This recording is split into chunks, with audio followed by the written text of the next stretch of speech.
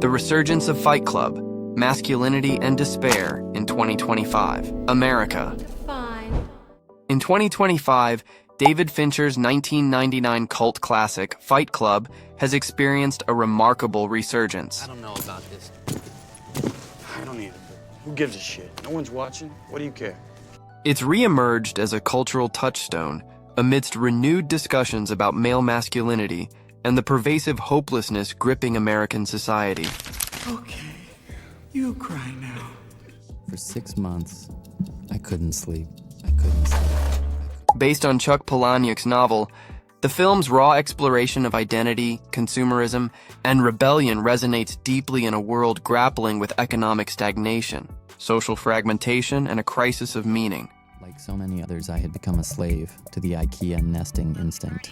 Yes, I'd like to order the Erica Picari dust ruffles. Even the glass dishes with tiny bubbles and imperfections, proof that they were crafted by the honest, simple, hardworking indigenous peoples of wherever. I was holding.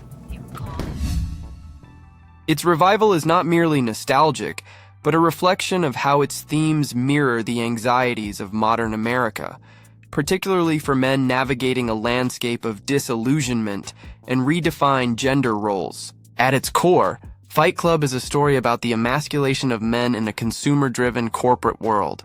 Cave. That's right. You're going deeper into your cave. And you're going to find your power animal. The unnamed narrator, trapped in a soul-crushing job and a life of IKEA-furnished monotony, embodies the alienation felt by many in 2025. Today's America is marked by economic precarity, with stagnant wages, a housing crisis, and gig economy jobs offering little stability.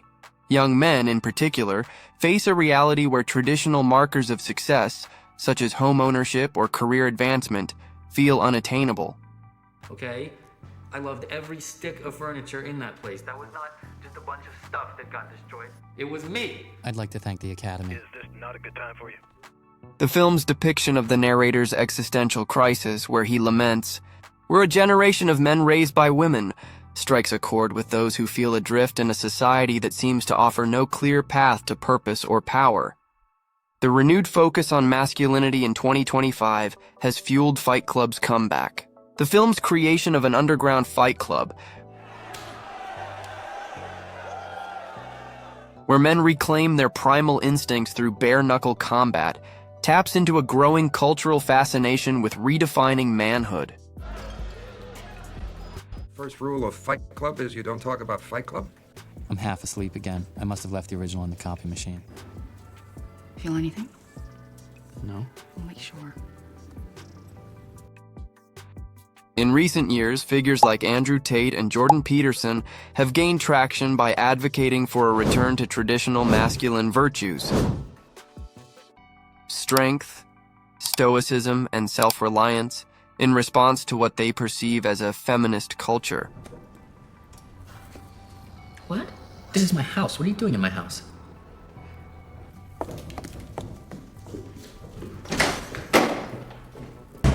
You got here fast. Did I call you? While controversial, their influence highlights a broader sentiment. Many men feel marginalized or directionless in a world that celebrates progressive ideals, but often leaves them feeling judged or inadequate. Shut up!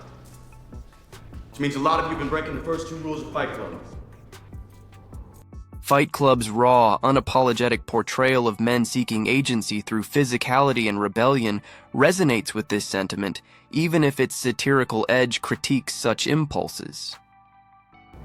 And so it went. Listen up, maggots. You are not special. You are not a beautiful or unique snowflake.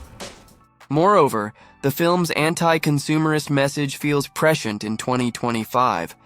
Tyler Durden's mantra, "You are not your job. You're not how much money you have in the bank." In a catastrophic emergency, you're taking giant panic breaths. Suddenly you become euphoric, docile. You accept your fate. What do you do?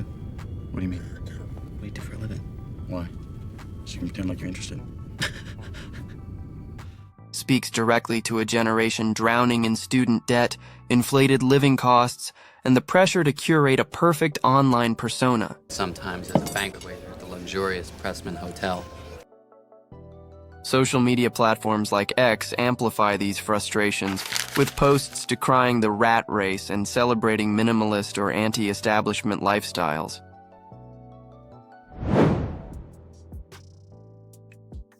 The film's climax, where Project Mayhem seeks to destroy financial institutions, mirrors a growing distrust in systems, banks, corporations, and governments that seem to perpetuate inequality.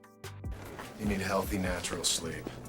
Choose some valerian root and get more exercise. Why? Okay, now let's partner up. Pick someone special to tonight. In 2025, with wealth disparities at historic highs, Tyler's anarchic vision feels less like fiction and more like a fantasy for those disillusioned with the American dream. The hopelessness in Fight Club mirrors the zeitgeist of 2025. The gun, the bombs, the revolution has got something to do with a girl named Marla Singer. The narrator's insomnia and despair reflect a broader mental health crisis. Insomnia, nothing's real. Everything's far away. Especially among young men. Studies show rising rates of depression, anxiety, and suicide among American males, driven by social isolation, economic pressures, and a lack of community. Still men. Yes, we're men. Men is what we are. Everyone, let's thank Thomas for sharing himself with us. Thank you, Thomas. The film's underground fight clubs, where men find camaraderie and shared pain, resonate with those craving connection in an increasingly atomized society. Yes, we're men. Online communities on platforms like X echo this, with men forming virtual fight clubs to vent frustrations, share survival strategies, or reject societal expectations. I'm divorced. My 2 grown kids won't even return my phone calls. Strangers with this kind of honesty make me go a big rubbery one. While these spaces can foster toxic ideologies, they also reflect a genuine yearning for belonging that Fight Club captures in a raw and endearing manner. What are you doing? I don't know. When people think you're dying, man, they really, really listen to you instead of just waiting for their turn to speak. The film's stylistic and philosophical audacity further fuels its revival. Fincher's gritty visuals, non-linear storytelling, and subversive humor appeal to a generation raised on edgy, meme-driven content. What do you want me to do? You just want me to hit you? Come on, do me this one favor. Why? Tyler Durden, played with magnetic charisma by Brad Pitt, remains an anti-hero for those who feel betrayed by societal promises. His rejection of conformity, "We're not special snowflakes," echoes the cynicism of a generation that sees little hope in traditional institutions. And this is how I met Tyler Durden. However, the film's cautionary tale about the dangers of unchecked rebellion, as Project Mayhem spirals into chaos, offers a nuanced critique that resonates in an era of polarized ideologies and radical movements. Critics might argue that Fight Club romanticizes toxic masculinity or glorifies violence. However, its satire is often misunderstood. Fight Club. This was mine and Tyler's gift. Our gift to the world. The film doesn't endorse Tyler's nihilism, but exposes its flaws, showing how the pursuit of raw masculinity can lead to destruction rather than liberation. Sometimes you're still you. We should do this again sometime. Other times you imagine yourself watching me. This is your first night in the Fight Club? Have to fight. In 2025, this nuance is vital as society grapples with balancing traditional gender roles with modern equality.